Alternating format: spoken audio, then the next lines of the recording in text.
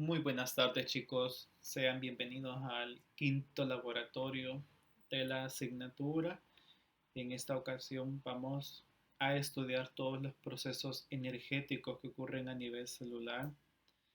Es importante que ustedes recuerden que el estudio de la asignatura en cuanto a los componentes prácticos y teóricos pues siempre va relacionado desde lo más general hasta lo particular.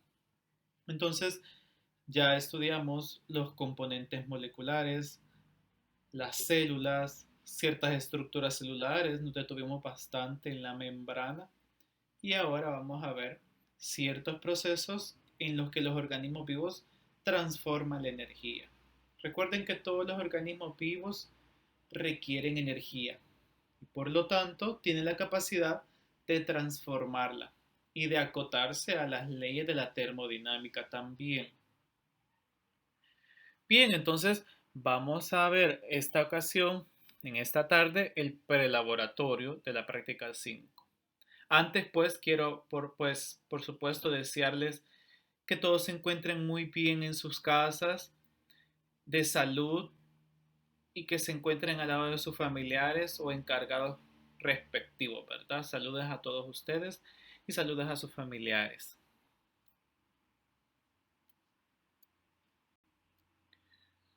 Bien, los objetivos de esta práctica son observar las estructuras involucradas en un proceso energético, que ustedes desde su casa separen pigmentos vegetales presentes en las hojas, conozcan las condiciones y los componentes involucrados para que se desarrolle la fotosíntesis, identifiquen al menos un producto de la fotosíntesis y uno de la fermentación, describan el proceso de la fermentación y relacionen los cambios de temperatura con la actividad enzimática. Muy bien, entonces ahora debemos de recordar pues que los organismos vivos, todos los organismos vivos obtienen la energía a partir de el sol. ¿Sí? El flujo de energía en los seres vivos inicia con la transformación de la energía solar a energía química. Este proceso, esta transformación energética, ocurre gracias a un proceso metabólico conocido como fotosíntesis. Recuerden que la fotosíntesis es un proceso que involucra la transformación de la energía solar a energía química. Es un proceso muy común en los organismos autótrofos, organismos que tienen esa capacidad. ¿Cuáles son ejemplos de organismos vivos que realizan la fotosíntesis y que por lo tanto son organismos autótrofos? Hablamos de ciertas bacterias conocidas como cianobacterias, ciertas algas y principalmente pues los que nosotros conocemos desde las edades más pequeñas de educación, las plantas, ¿verdad? Las plantas son de los organismos fotosintéticos más comunes o más frecuentes que nosotros podemos encontrar. Bien, entonces estos organismos autótrofos transforman la energía que viene en esos fotones, esa energía lumínica. Recuerden que la luz tiene esa naturaleza dual, ¿verdad? De onda partícula. Y estas partículas que impactan sobre las células autótrofas pueden ser absorbidas y ser transformadas a energía química. Esa energía química será almacenada en los electrones, específicamente pues en los enlaces de esas moléculas orgánicas. ¿Sí? Recuerden que lo que conserva la energía en las moléculas orgánicas son los electrones que están presentes en los enlaces covalentes. Y esas moléculas ahora pues son el alimento. Alimento para animales, bacterias, hongos, las mismas plantas, protistas, etcétera, ¿verdad? Ese alimento rico en energía será ahora transformado a una forma de energía útil para la célula. ¿Cuál es esa forma de energía útil o disponible inmediatamente? Es la energía química que se almacena en el ATP, ¿verdad? La transformación ahora de esas moléculas orgánicas ricas en energía a moléculas de ATP ricas en energía, pero que pues la misma característica o estructura del ATP permite de que sea una forma inmediata de utilización de energía. Ese proceso, ese gran cambio o esa gran transformación energética se va a conocer como respiración celular. Así entonces, las moléculas de ATP que se han obtenido serán útiles para realizar trabajo biológico. Por ejemplo, la comunicación entre las células, la división celular, la señalización celular, la división celular, entre otros procesos que demandan mucha energía y que por lo tanto pues requieren la utilización de ATP. Es importante que ustedes vean, esto nada más nos está indicando el flujo de energía desde el astro rey, desde el Sol, hasta nuestra célula, ¿verdad? En las que participan los organismos autótrofos y luego los organismos heterótrofos. Así entonces, estos dos procesos, estas dos transformaciones energéticas, están estrechamente relacionadas. Gracias a que los productos y los sustratos se intercambian entre los procesos. Veamos los puntos C y D que, vean ustedes, el proceso de fotosíntesis transforma la energía proveniente del sol a energía almacenada en las moléculas orgánicas. Para el caso, pues, corresponde a la molécula de glucosa. Adicionalmente, pues, se estará formando un producto que para el proceso de fotosíntesis no es el de interés, sin embargo, pues, sí es útil para el siguiente proceso que es la respiración celular. Ahí entonces el oxígeno y la glucosa, productos de la fotosíntesis, serán ahora sustratos para la respiración celular. Y producto de la respiración celular, es decir, que transformamos la molécula de glucosa y el oxígeno a moléculas de CO2 y agua.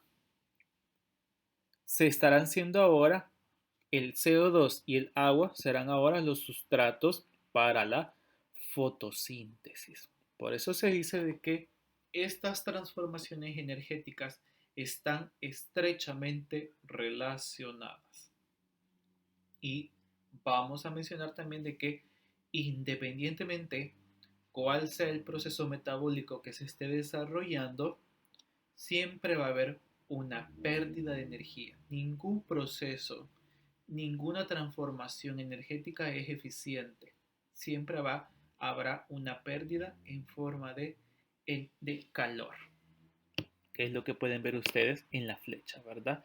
Por supuesto, debemos de recordar que en la respiración celular estamos partiendo de moléculas grandes a moléculas pequeñas. Por lo tanto, se dice que la respiración celular es una vía catabólica, puesto que obtenemos energía a partir de la degradación o descomposición de moléculas complejas.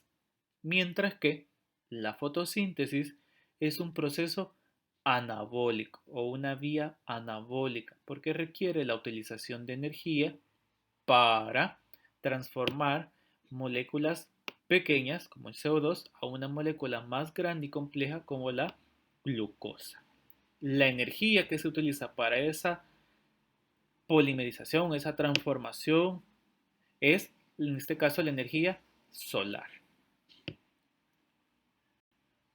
Ahora entonces, pues el ATP será el nexo o el vínculo entre las reacciones exergónicas y las reacciones endergónicas.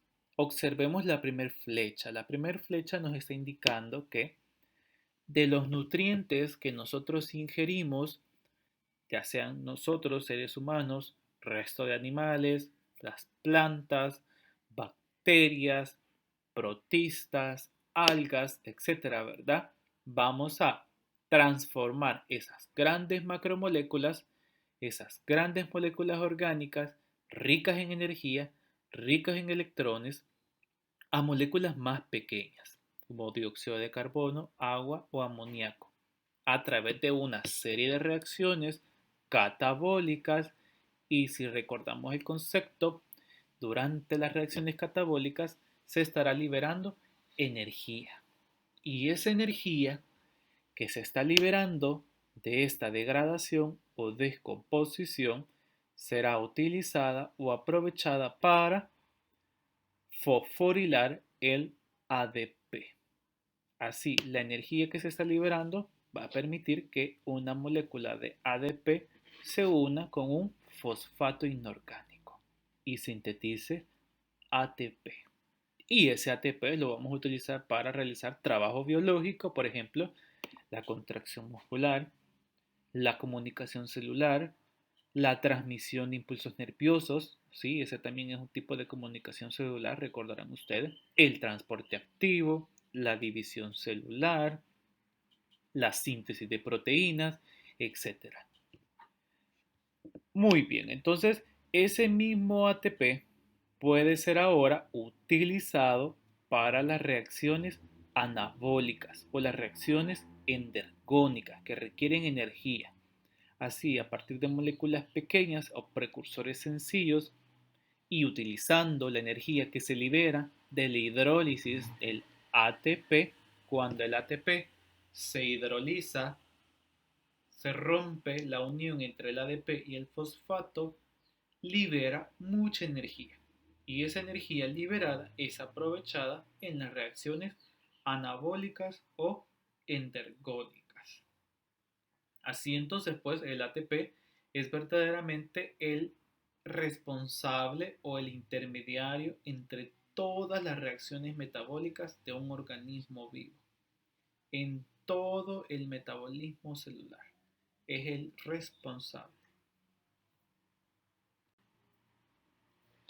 Muy bien, entonces ahora, partiendo del hecho y recordando lo que hemos visto en los laboratorios anteriores, la glucosa es la fuente de energía inmediata de todos los organismos vivos.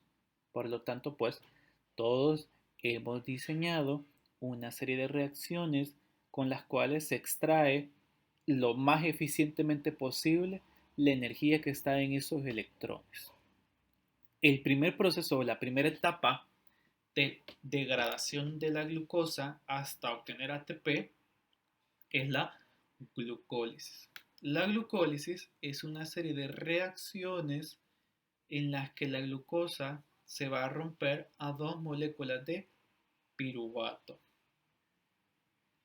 Y ese piruvato ahora continuará el destino, continuará las transformaciones energéticas, dependiendo de si hay ausencia o presencia de oxígeno. Es importante mencionar, chicos, que todas las reacciones metabólicas que ocurren en los organismos vivos son catalizadas por las enzimas.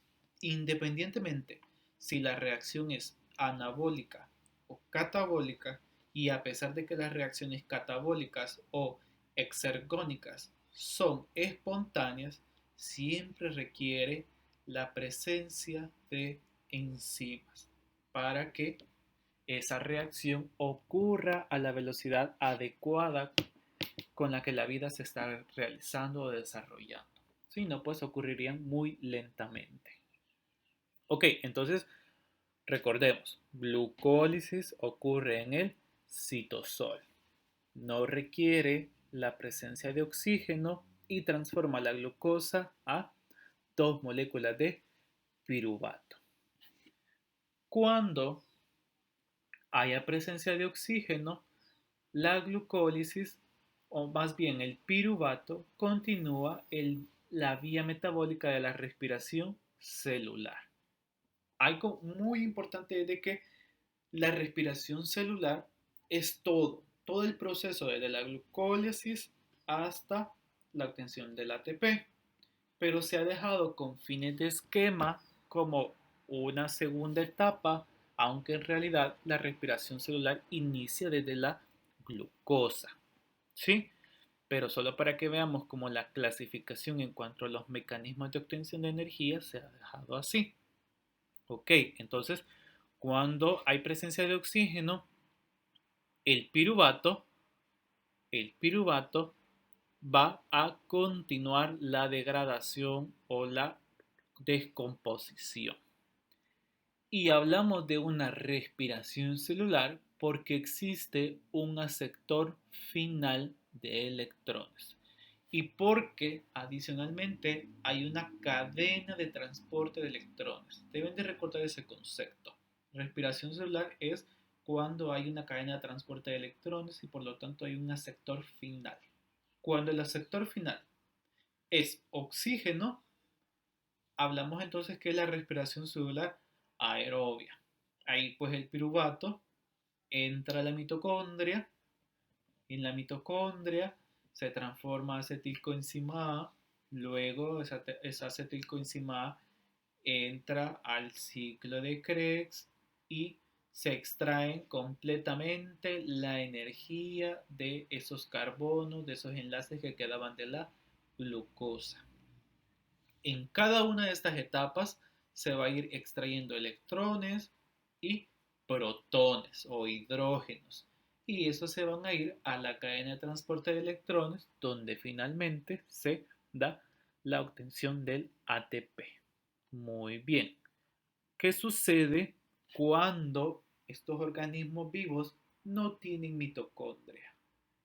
Pero a pesar de que no tienen mitocondria, realizan la respiración celular. Hablamos entonces de la respiración celular anaerobia. No confundir con que no hay oxígeno. En realidad, lo que está pasando es que, es cierto, no hay oxígeno y por lo tanto, el aceptor final de electrones son moléculas inorgánicas. Por ejemplo, nitratos, sulfatos, fosfatos, etcétera, ¿verdad? Que generalmente eso ocurre en bacterias que viven, por ejemplo, en ambientes inhóspitos, como en la Tierra, donde no hay, pues, altas concentraciones de oxígeno, pero a pesar de eso, la demanda energética es muy alta y por eso han desarrollado un complejo de reacciones de la respiración celular. ¿Qué sucede pues en ciertos organismos en los que sí no hay un aceptor final? Cuando ya no hay un aceptor final, ya sea oxígeno o nitrógeno, se van a ir por la vía de la fermentación. Y la fermentación la podemos clasificar dependiendo del producto final que se obtiene. Si es ácido láctico o lactato, será fermentación láctica. Si es etanol o alcohol etílico, será fermentación alcohólica. Diferencias, pues muy claro, ¿verdad? En la respiración celular hay un transporte de electrones hasta un aceptor final de electrones. Si es oxígeno, la vía aerobia. Si es sulfatos o nitratos, la vía anaerobia. Fermentación es cuando no hay presencia de una cadena de transporte de electrones, ni tampoco oxígeno, y que puede clasificarse en láctica y alcohólica. Ahora bien, vamos a ver los experimentos. En el primer experimento, ustedes van a realizar como retroalimentación, van a ver los cloroplastos y mitocondrias. Espero que ustedes pues en su cuaderno de laboratorio o en las páginas del manual que hayan de la práctica del laboratorio que hayan impreso o bien en cualquier cuaderno o libreta que ustedes tengan acceso, ¿verdad? Y que lleven un registro de todo lo de biología, realicen el esquema. En este esquema, lo que yo deseo o deseamos es que ustedes ubiquen las partes internas tanto del cloroplasto como de la mitocondria. Y dentro de cada uno de estos esquemas, ustedes ubiquen en qué partes ocurre la respiración celular aeróbica y en qué partes ocurren las etapas de la fotosíntesis. Adicionalmente, pues ustedes involucren o especifiquen los sustratos y productos en el esquema elaborado. Por ejemplo, ¿verdad? Aquí tenemos nuestro esquema. Ahí tenemos las partes de cada uno de estos organelos y, por ejemplo, en el cloroplasto, en la parte donde vemos que están apilados estos saquitos, ocurren una serie de reacciones. ¿Cuáles son esas reacciones? ¿Qué productos entran? ¿Qué productos salen? Son los que necesitamos que ustedes ubiquen. De igual forma en la mitocondria. Adicionalmente, como apoyo les hemos colocado este video para que ustedes accedan. El objetivo de ver este video es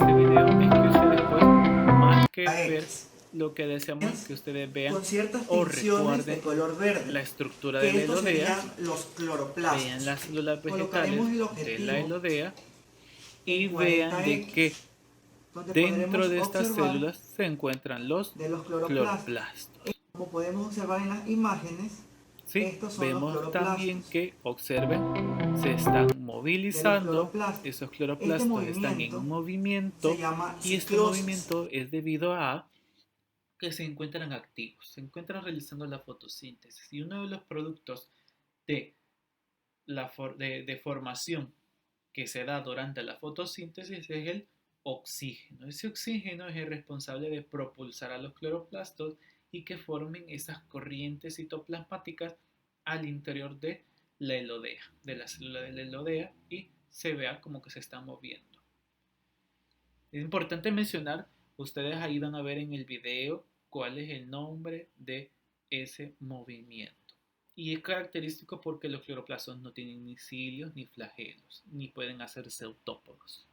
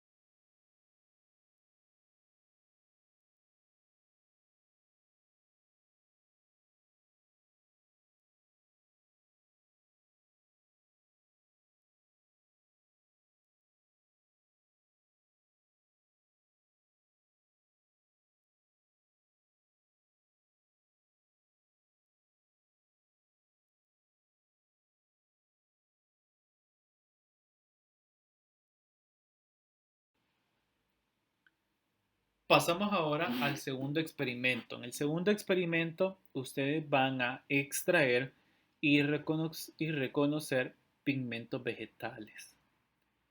Los pigmentos vegetales son los responsables de capturar la energía lumínica.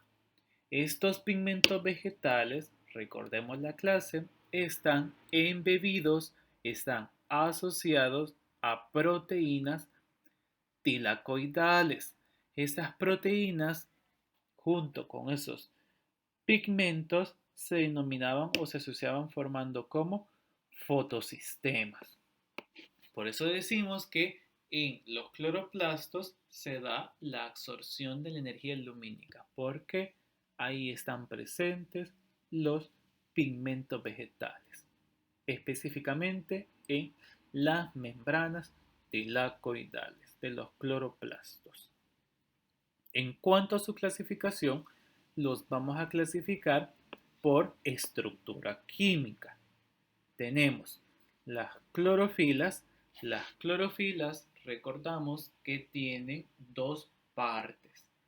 Una cabeza polar que consiste pues en un anillo de porfirina. Ese anillo de porfirina son 4 anillos heterocíclicos que llevan nitrógeno fusionados entre sí y que en medio tienen un átomo, un ion de magnesio. Y tienen también una larga cadena hidrocarbonada conocida como la cola. Esa cola es la que le permite anclarse o fijarse fuertemente a las membranas tilacoidales, mientras que el anillo de porfirina será responsable de la absorción de la energía lumínica. En general, pues tenemos 4 tipos de clorofilas. Tenemos la clorofila A, P, C y D. La clorofila A es la responsable de iniciar la fotosíntesis, porque ésta se encuentra en el centro de reacción de los fotosistemas, mientras que el resto de clorofilas serán conocidos como pigmentos accesorios. Y esos pigmentos accesorios nos van a garantizar que se amplíe el rango de absorción de energía lumínica, es decir, que haya un mayor número de longitudes de onda que se absorba. Así entonces las clorofilas se describen como pigmentos que absorben en la región del espectro visible desde el rango del violeta hasta el azul y un tanto menor la absorción desde el amarillo al rojo.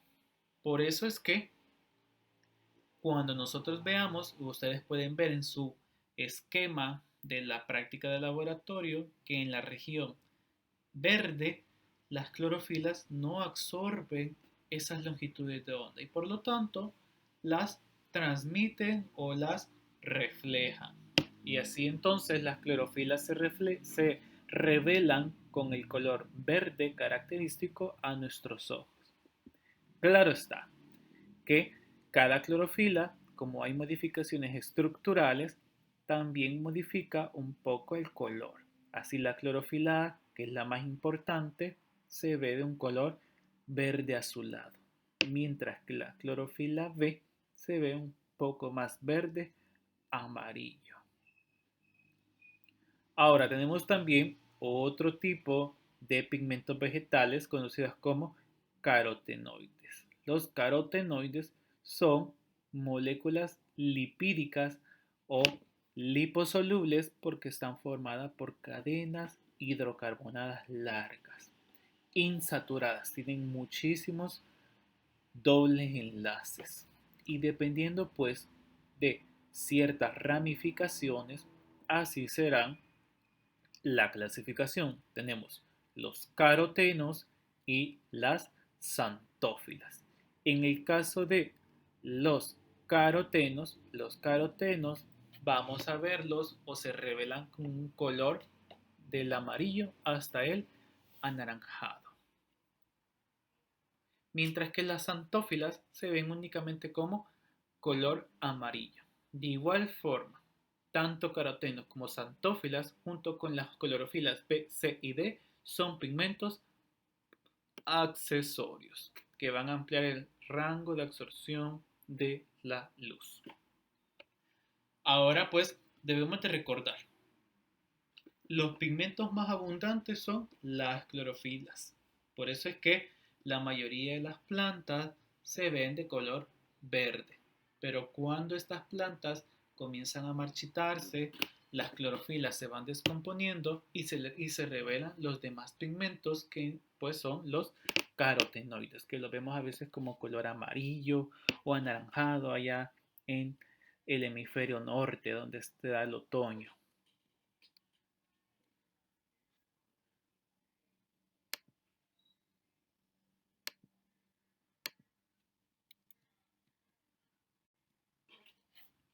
Vamos a ver entonces. Ustedes van a utilizar hojas de espinaca o bien pueden utilizar hojas de chipilín o de mora.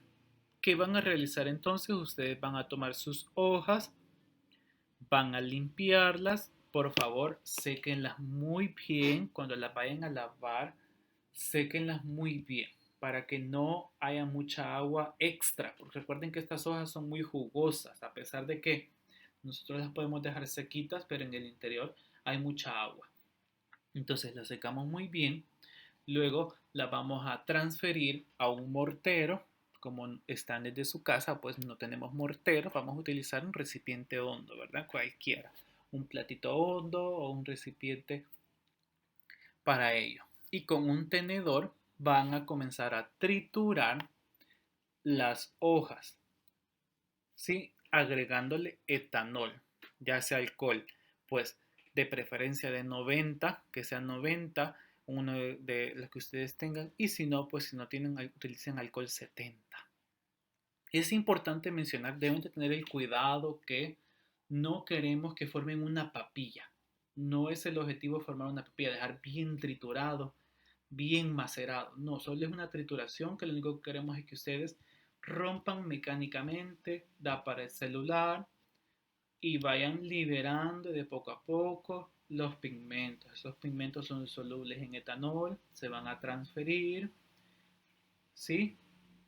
Y luego vamos a decantar el líquido sobrenadante y lo vamos a colocar en un recipiente hondo plano. Otra cosa muy importante es que por favor retienen la vena central. Esa venita de en medio de las hojas que es bien gruesa, esa es la que debemos de retirar porque eso también tiene mucha agua. Ok, entonces, si es necesario también, si ustedes notan que las partículas, los restos de hoja ya triturados son muy pequeños, vamos a filtrar con una gasa. Y el filtrado lo depositan directamente en el recipiente hondo plano.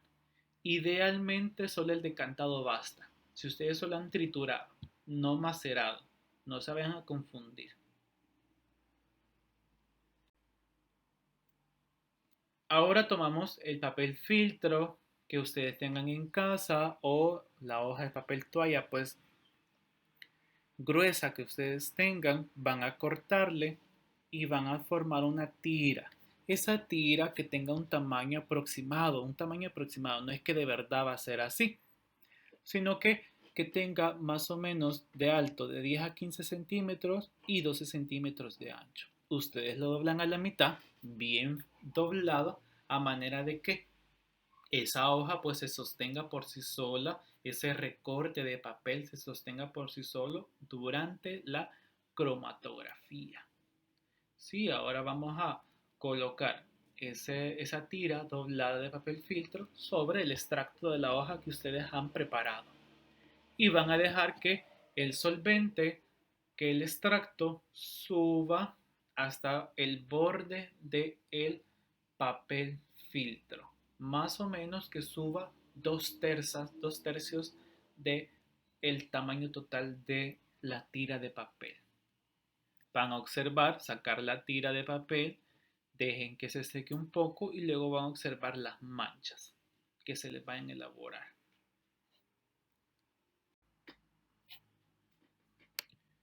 Bien, Entonces, aquí tenemos el video, ¿verdad? Similar a lo que ustedes van a realizar en casa. Tenemos aquí un mortero, puede ser incluso un vaso, no necesariamente tiene que ser un recipiente hondo o un plato hondo, simplemente pues que resista, ¿verdad? A la trituración que ustedes van a realizar. Ok, entonces las hojas las pueden cortar antes también de iniciar la trituración. Pueden realizarlo con una tijera o con sus manos. La única advertencia que si lo realizan con sus manos, por favor, tienen que tener las manos limpias. Limpias, lavadas con agua y jabón, ¿verdad? Porque el alcohol gel no solo contiene alcohol, también contiene ciertos humectantes que pueden interferir. Y también pues la grasa de nuestras manos pueden llegar a interferir. Muy bien, entonces cortamos, o sea, hacemos más pequeñas las partes de las hojas, agregamos el etanol que ustedes tengan en casa y comenzamos a triturar. Ahí es evidente pues que tienen un mortero. Si ustedes no tienen, pues no hay problema.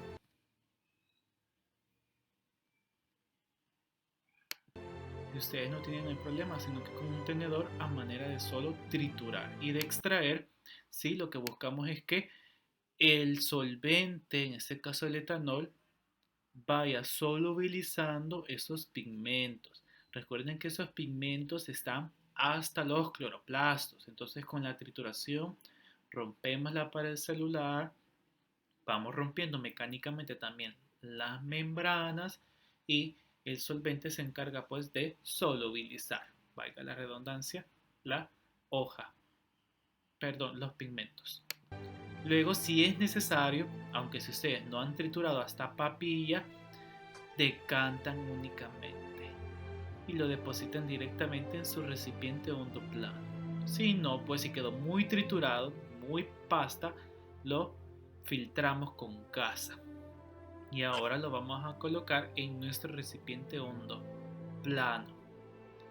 Vamos entonces, mientras tanto, ya tienen que tener lista su tira de papel filtro y que es importante que se pueda doblar a la mitad para que se sostenga ella sola. Si ustedes no doblan esto a la mitad, pues no se va a poder mantener de pie.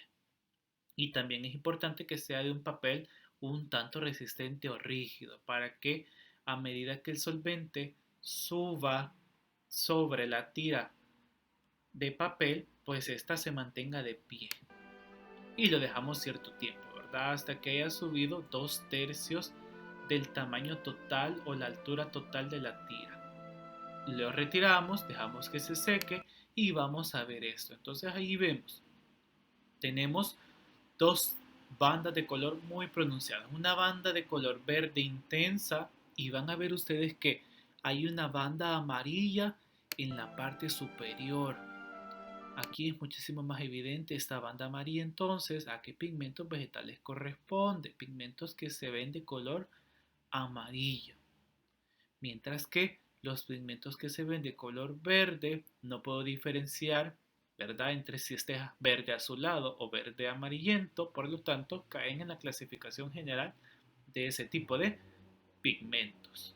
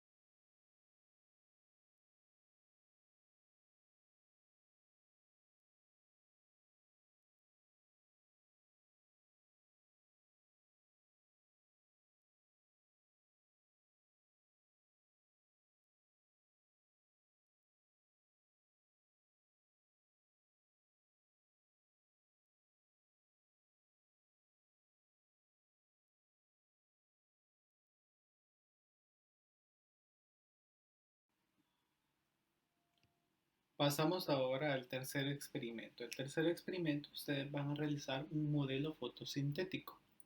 Para ello, entonces, debemos de recordar cómo ocurre la reacción, o más bien, cómo ocurre el proceso.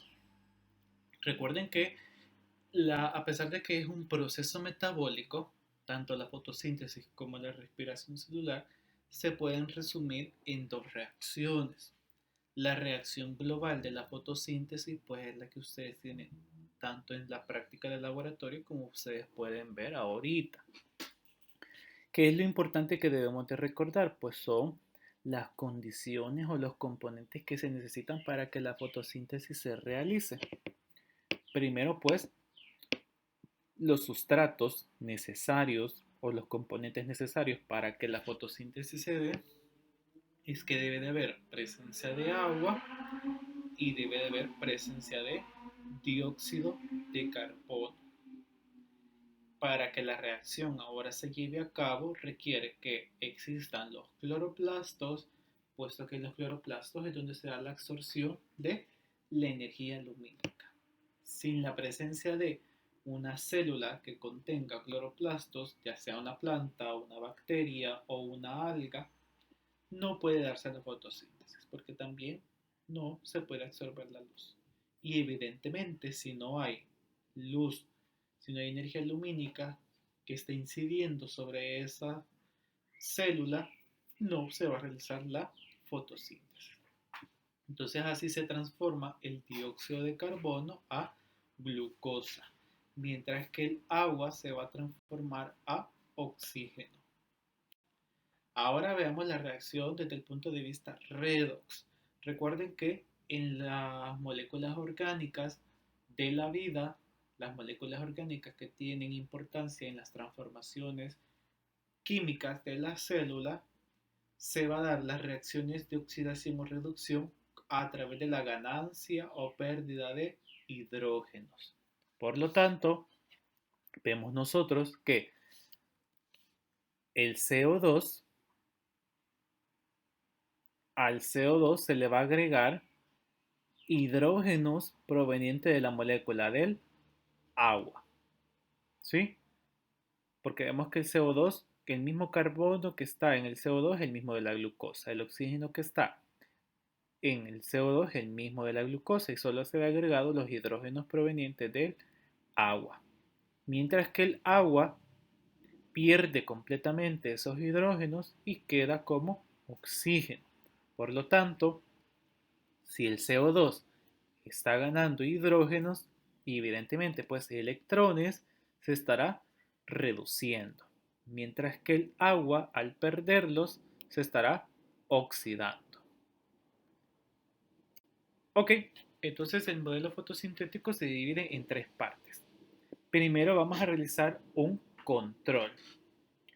¿En qué consiste el control? Primero, chicos, espero ustedes ya hayan podido verificar que el recipiente de vidrio que ustedes tengan sea de suficientemente altura y de ancho para que dentro de él, al invertirse, pues se haya suficiente espacio entre la planta y la vela que van a utilizar. Es importante que utilicen un recipiente de vidrio resistente al calor, o si no lo tienen, pues utilicen una vela muy pequeña en la que la llama pues no tenga un contacto directo con el vidrio o la pared de vidrio. Otra cosa es que también pueden utilizar plástico, solo que de un plástico pues también resistente. ¿Qué vamos a hacer? Primero, ustedes seleccionan su planta, ¿verdad? Una planta pequeña de su jardín. Si no la tienen, ustedes pueden hacer un pequeño trasplante en una pequeña bolsa. Ustedes pueden realizar el trasplante de manera de que sea pues del suficientemente tamaño que quepa en el recipiente invertido. Armen una caja que sea de iguales dimensiones. ¿Por qué es importante que sea de dimensiones similares? Ya lo vamos a ver. Que sea de un color, pues no importa el color. Puede ser negro, puede ser azul, puede ser verde, puede ser café. Lo importante es que tenga como el mismo tamaño que la planta. Comprobamos que de verdad, pues, la distancia entre la vela y la caja sea lo suficientemente para evitar de que se queme la caja, ¿verdad? Por el contacto con la llama y que por supuesto la llama no tenga contacto directo con la pared del envase o con el techo del envase. Ahora vamos a colocar la vela, vamos a encender la vela inmediatamente, encendemos la vela y rápidamente colocamos el vaso, ¿verdad? A todo esto ustedes tienen que tener listo su cronómetro para tomar el tiempo. El tiempo lo van a tomar desde que cerramos o desde que colocamos el envase, se cierra todo el sistema hasta que la llama se apague.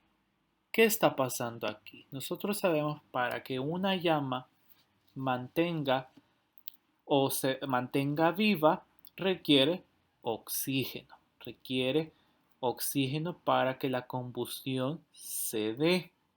Por lo tanto, el tiempo que tarde en apagarse es equivalente a la cantidad de oxígeno presente en ese espacio.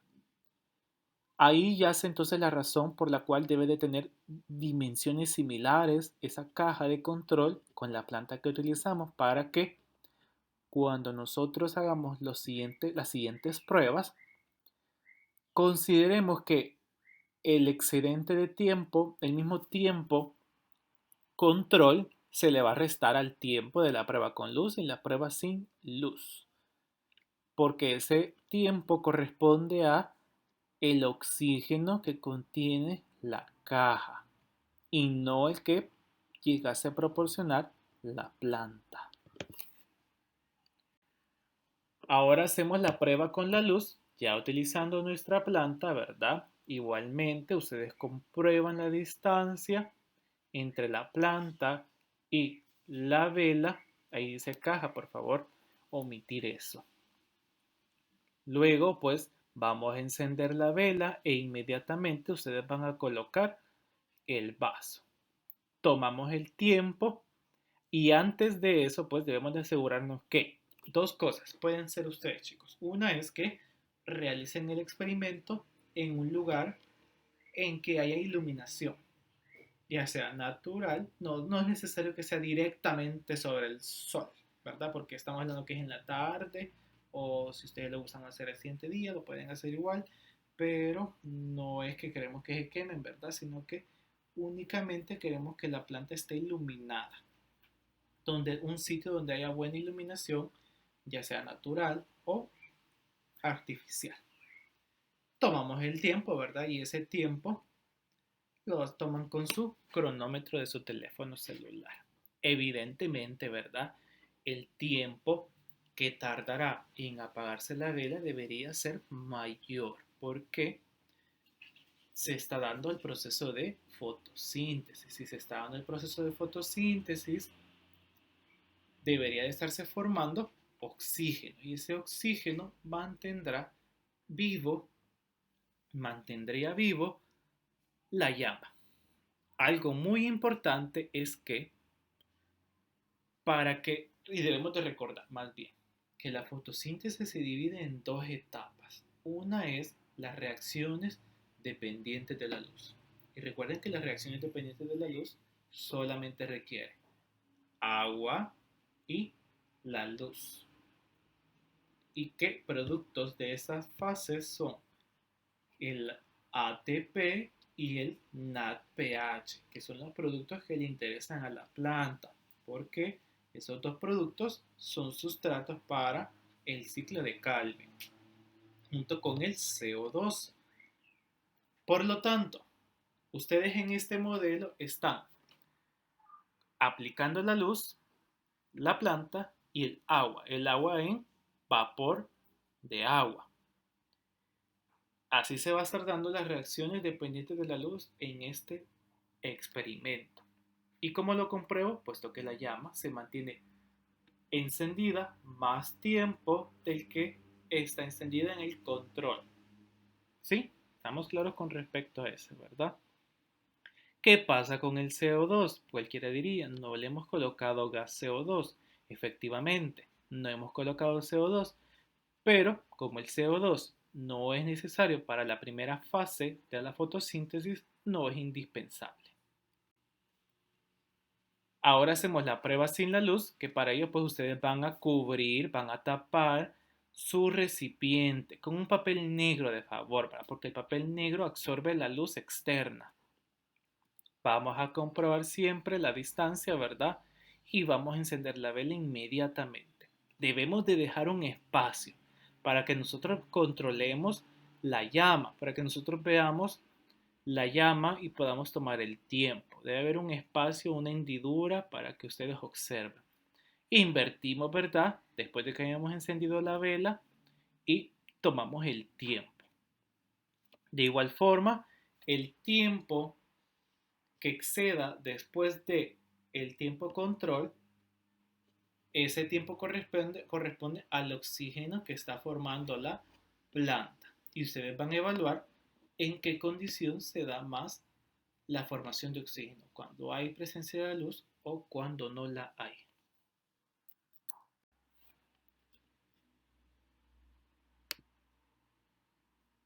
Veamos.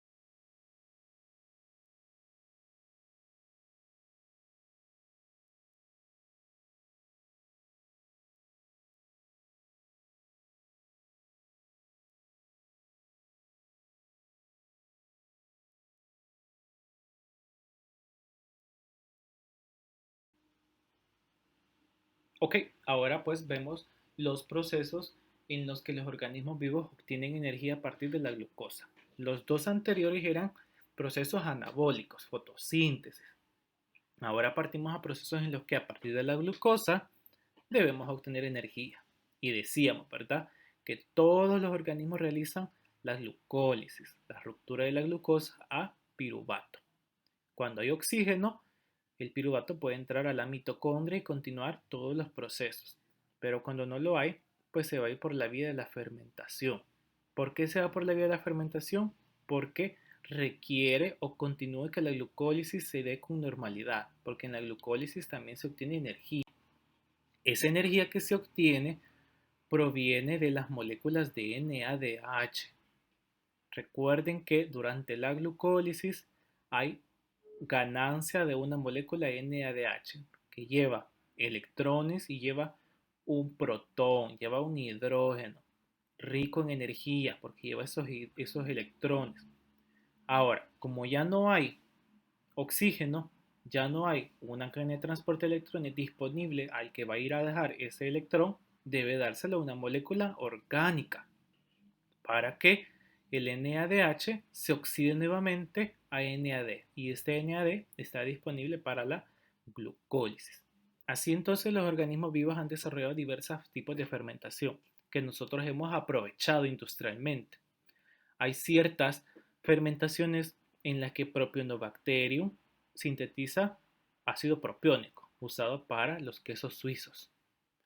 Fermentación láctica, en la que hongos como el Aspergillus es usado para la síntesis para la obtención de salsa de soya, Lactobacillus y Streptococcus para quesos y yogures.